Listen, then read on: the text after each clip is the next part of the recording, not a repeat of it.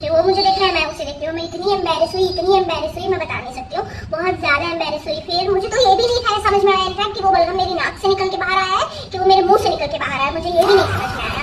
उसके बाद मैंने क्या किया, मैंने कागज का टुकड़ा फाड़ा। इतनी एम्बेरसमेंट बचपन में, उस इंसिडेंट बताती हूँ, उस इंसिडेंट तक मैं हैंकी नहीं रखती थी। इतनी सर्दी होने के बाद भी मैं हैंकी नहीं रखती थी। मेरे माँ बाप भी मुझे हैंकी नहीं रख पाते थे कि भाई ऐसे हाथ में पोंछ रहे हो, कॉपी में पोंछ रहे हो, पेपर से पोंछ रहे हो, व्हाट इज दिस। बच्चों का ध्यान रखना चाहिए माँ बाप को, प्लीज मम्मी पापा। मैंने पेपर का टुकड़ा फाड़ा और उसकी किताब से वो बलगम का टुकड़ा, बलगम का पैड पोछा और उसको फेंक के आया। ठीक है, उसके बाद उन्हें शायद उसने किसी को नहीं बताया। अच्छा था, भगवान तेरा भला करे, तू जान दिए। लेकिन ये तो छोटी बेइज्जती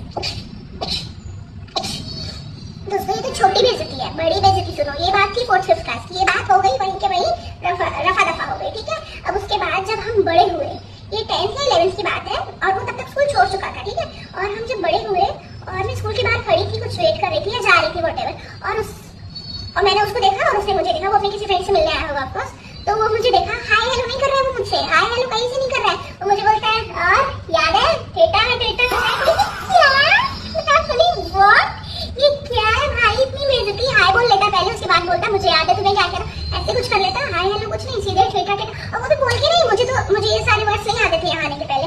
मुझे तो समझ भी नहीं आई कि वो क्या बोल रहा है। जब उसने ऐसा ऐसा इशारा किया ना, तब मुझे याद है, बाप रे अभी तक उस बात को लेके बैठा नहीं। उसको मेरी बेइज्जती करके अच्छा लग रहा होगा, इसीलिए उसने मेरी बेइज्जती की। एक और स्टोरी है इसी से related. See you in the next part.